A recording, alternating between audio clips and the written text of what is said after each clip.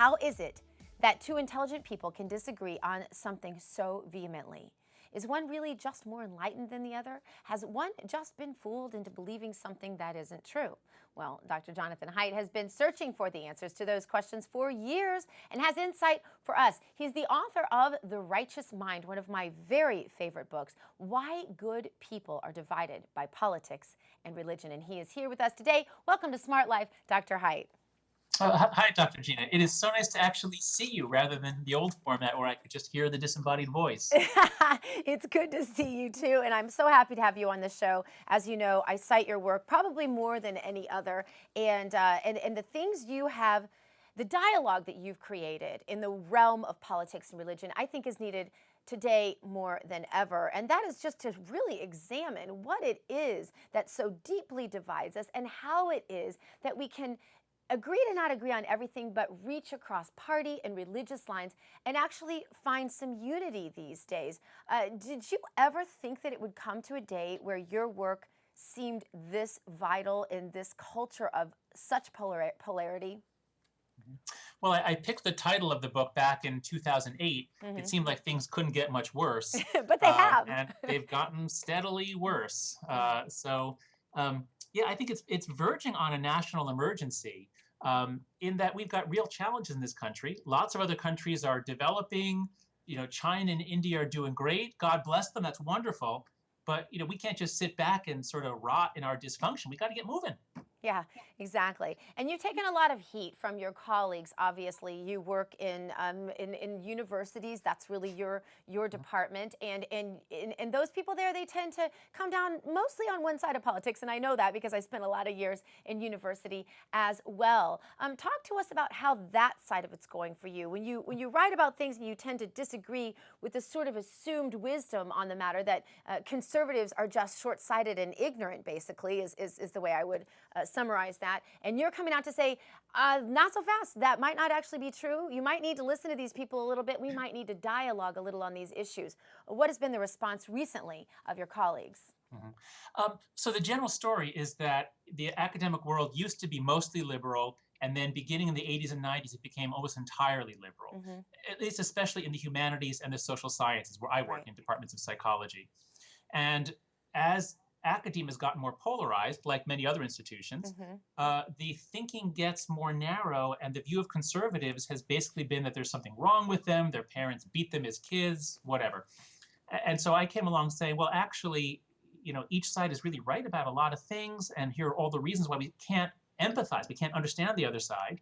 Some people have pushed back, but I think to my field's credit, people aren't saying that I'm, oh, he's a nasty conservative, or, I haven't been exiled from the field. So many people are listening to me, especially understanding that we have to stop discriminating against graduate students who are conservative. We have to really try to watch our mouths and not say things that make people feel uncomfortable about being in we hope, a politically diverse field. And just being honest and authentic in their research findings and things like that is so important. We can't just discriminate against one side or the other.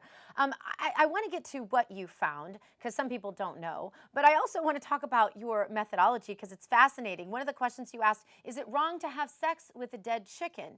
How about with your sister? Is it okay to defecate in a urinal? If your dog dies, why shouldn't you eat it? What did you use these very unconventional sorts of research methodologies to get to the data that you were looking for? Okay. Well, first, let me assure your viewers that yes, I have asked those questions, but that's a small part of what I do. I'm not a freak or weirdo. The point of those questions was that there were a lot of theories in moral psychology that said that people make their moral judgments based on what's harmful. We don't, people always see harm in things. And I was trying to say, well, no, there's a lot more to morality. People have these ideas of taboo and sacredness. You look at the Old Testament, you look at the Quran, you look at Hindu scriptures. So much of it is about food and sex. It's not about harm. So I tried to ask people in these interview studies, I asked people in Brazil and India and the US about these scenarios where something happens which is disgusting or disrespectful, but nobody's harmed. And what I found is that secular liberals tend to say, well, if nobody's harmed, I mean, it was their dog and they ate it. Who am I to say it's wrong? But conservatives and people of lower class in every country would say, wait, that's family. You eat family. I mean, they have a broader morality is basically what I found. Interesting. Your moral system undergirding, I think you call them ultimately sacred pillars, come down to this: care, fairness, liberty, loyalty, authority, and sanctity. That's And right. along with those principles, you have themes that carry moral weight, including divinity, community, hierarchy, tradition, sin, and degradation. Now, I find it interesting that your study ultimately concluded, if I can summarize, and if you can tell me whether I'm right or not, that in some ways, conservatives are actually more liberal, more broad-minded than liberals. How on earth could that have happened, Dr. Haidt? Yeah. Right. So people, yeah. So the basic finding is that there are these 6 moral foundations. Think about it as 6 different kinds of taste bud on the tongue, like sweet, sour, salty, bitter.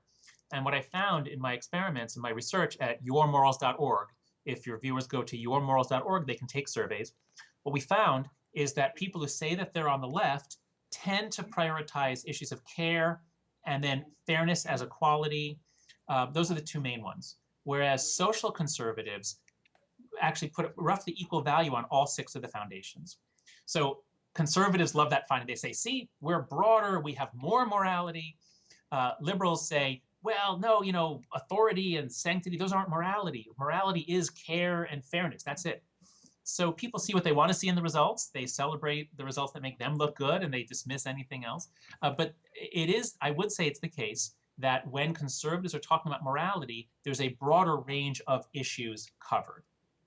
And so, for years, at least for a couple of decades, most people studying this topic considered conservatism almost a pathology. I mean, something was wrong with these people. You even mentioned that across cultures, lower class people tend to agree with some of the moral standings of conservatism. So you say ultimately the hardest part is getting liberals to consider that there might be an enlightened conservative out there somewhere, that really it might be liberals that need to open their minds more, because you say, or you found in your research, that conservatives actually could describe the feelings and thoughts and perspectives of liberals better than liberals could understand the converse of conservatism. Did I get that right? No, that's exactly right. There is an asymmetry, especially in the United States right now, where nobody can grow up and be unaware of liberal arguments and liberal positions.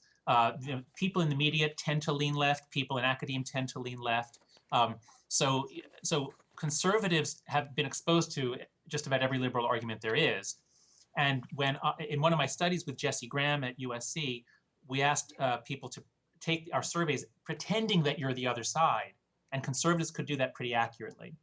Whereas if you're liberal, and I was liberal almost my whole life, I didn't really encounter conservative writing or conservative arguments until I sought them out in my 40s. Wow. So it's very easy to grow up as a liberal and not know the full range of conservative arguments. And therefore, I did find an asymmetry in which liberals had more trouble pretending to be conservative or empathizing with conservatives than vice versa. What's your best advice to the 2 extremes, to the 2 groups of people, if they really do have a vested interest in some sort of civil discourse, as we like to call it? The most important thing is to get to know people on the other side personally, because our minds are so set for conflict and warfare almost, that if you just encounter ideas in the media, if you encounter ideas in a magazine, your mind will go right to why they're wrong. But if you develop a friendship first, and this is part of what happened to me, I started meeting some conservatives, talking with conservatives, reading their writing, and altogether I was able to, it opens your heart, and an open heart opens your mind. So start with the relationships, start with the emotions, and then you'll find that you learn new things. And that's what's been so exciting to me. I love new ideas, and I found this gigantic repository of new ideas I'd never encountered, and many of which I thought were really good and really insightful about how to run a decent society. Gives us hope, doesn't it? Really does. And so what is your upcoming research? What are you studying now? So my next book is going to be called 3 Stories About Capitalism. And it's going to be the moral psychology of capitalism. America right now, I mean, we've got to get this right. And, we've got to get business right. We've got to get capitalism right. And if we do, we're going to flourish. We'll do well as a nation. And if we're just bogged down in arguments over, inequality this, no government that, if we're just stuck in these couple of moral issues that we can't get our economic policy right, we're in big trouble. So Yeah. I'm hoping to use moral psychology to help Americans understand each other more and understand economics better. We'll be looking for that, Dr. Haidt. The book is The Righteous Mind, and the next book we'll be watching for that. We'll have you back on before that. Dr. Haidt, thank you so much for being with us, and best continued luck in all of your research. It's so vitally important.